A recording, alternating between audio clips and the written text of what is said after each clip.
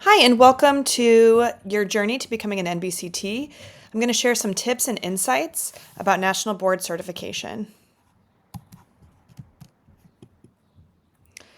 First, I'll just introduce myself. I'm a NBCT. I certified in 2015 in the area of early adolescence English language arts.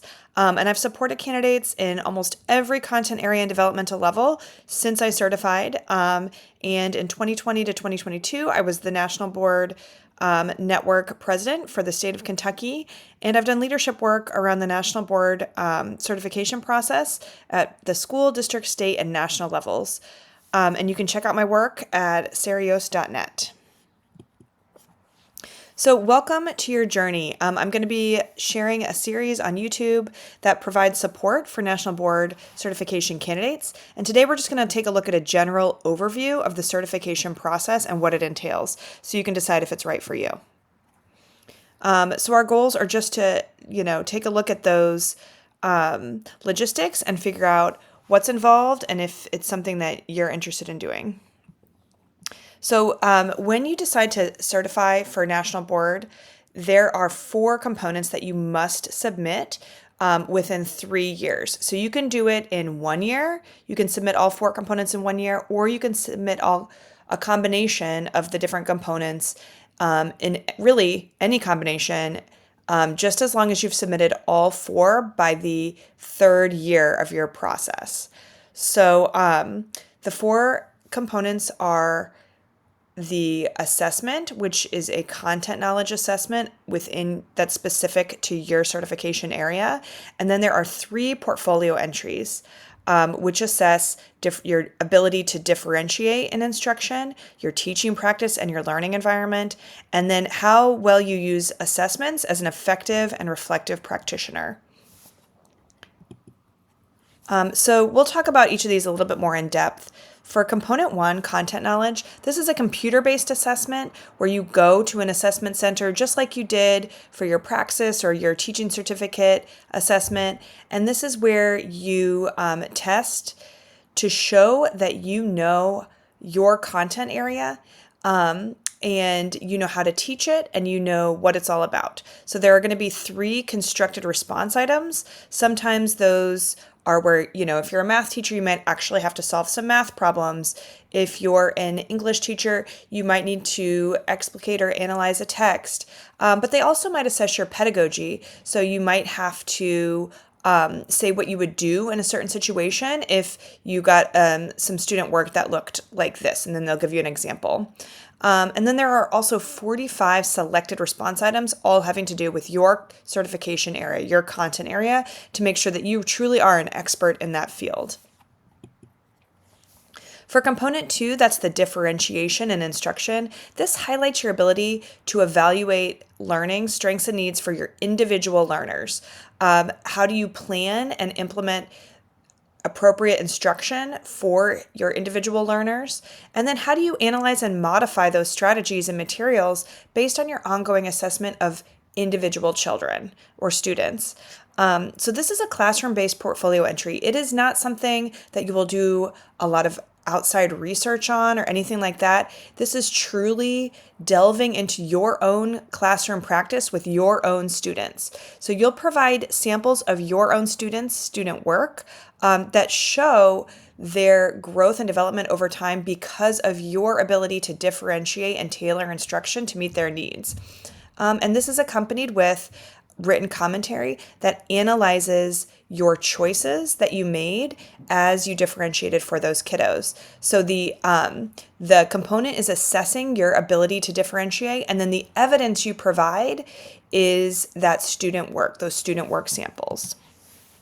Component 3, this is the one people probably talk about the most. This is teaching practice and learning environment where you make videos. Now, I always like to be clear with candidates, the videos are not assessed. What is assessed is the written commentary, and then the videos are the evidence to support that written commentary. So this component highlights how well you engage students and impact their learning. So again, it's all about you, your practice, and your specific students.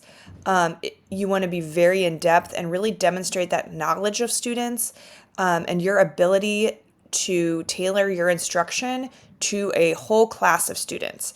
And then you provide 2 video recordings that show your interactions between you and your students. And then the written commentary really digs deep and explicates exactly what you did in those instructional moments and the decisions that you made and why.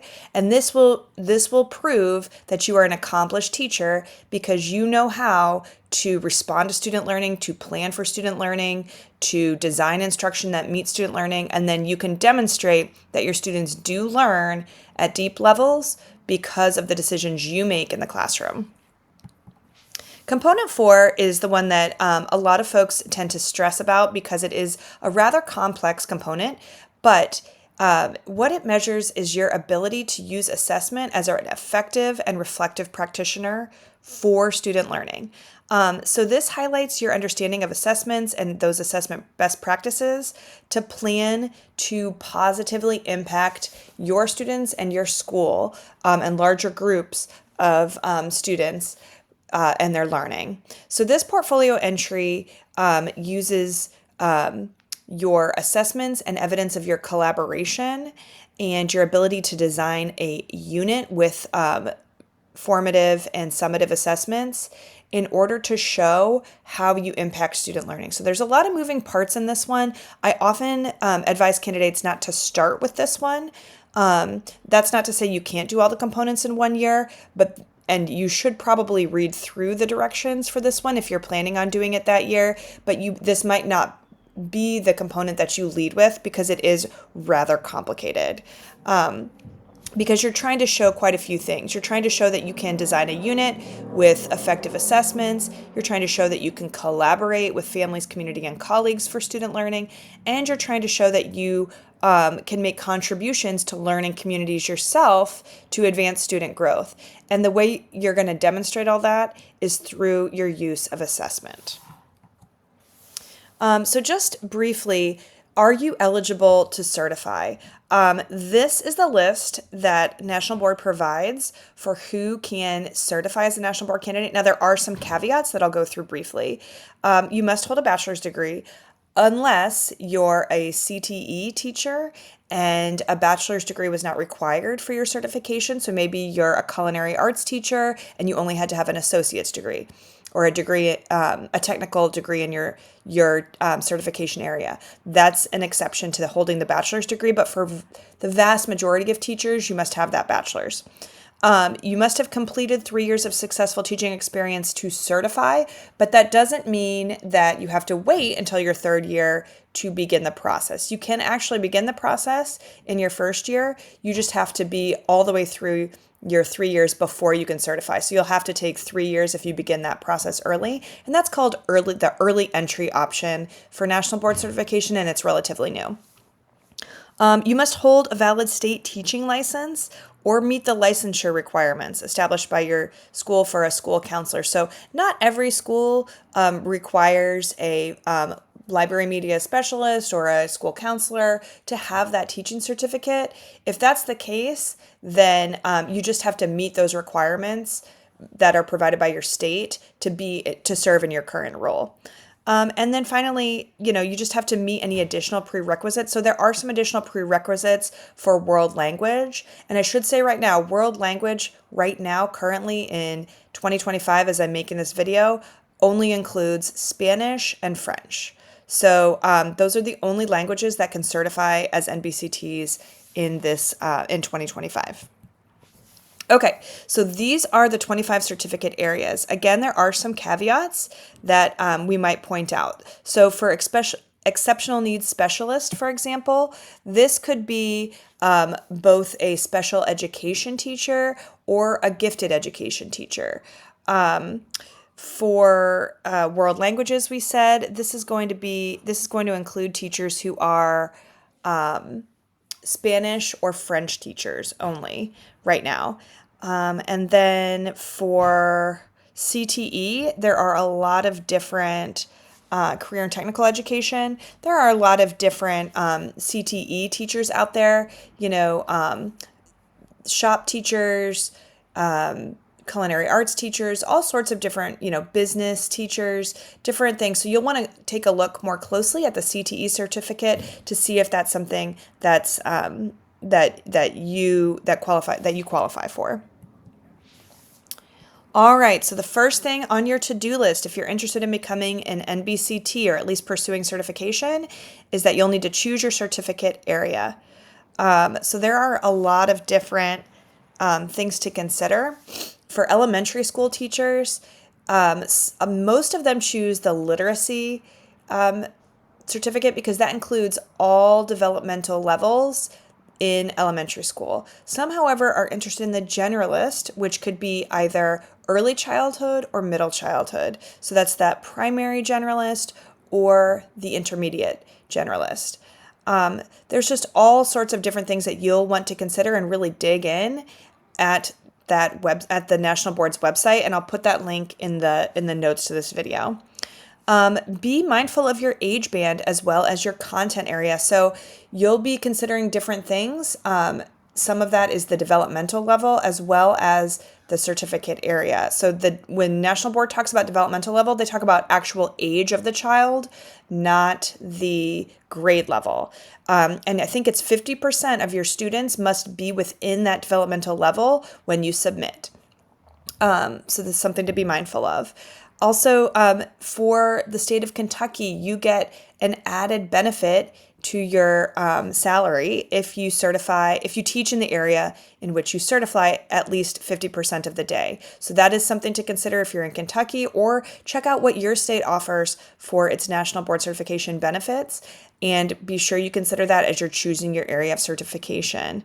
So you figured out what content you want to certify in. Next, you have to create an account on the National Board website.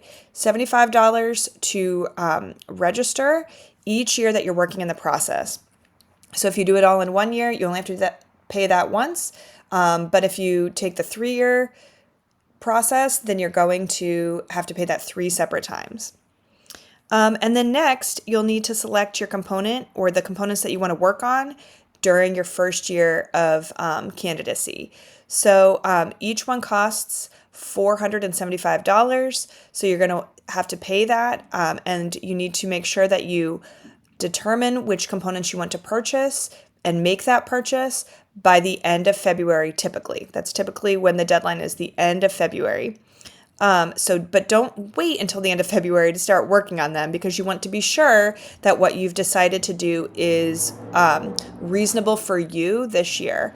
So make sure you read those component instructions. Make sure you read your certification area standards. The biggest mistake folks make is that they don't read their standards or their certification area specific component instructions. You need to read your instructions, you need to read your standards, and that's the number one thing for being successful. And then once you've submitted in the spring, you'll find out how you did by the end of the year, usually sometime in November. So thanks so much for tuning in for this brief overview. We'll have more videos and logistical information on the National Board Certification process. Please hit that subscribe button to get all of our videos on National Board Certification.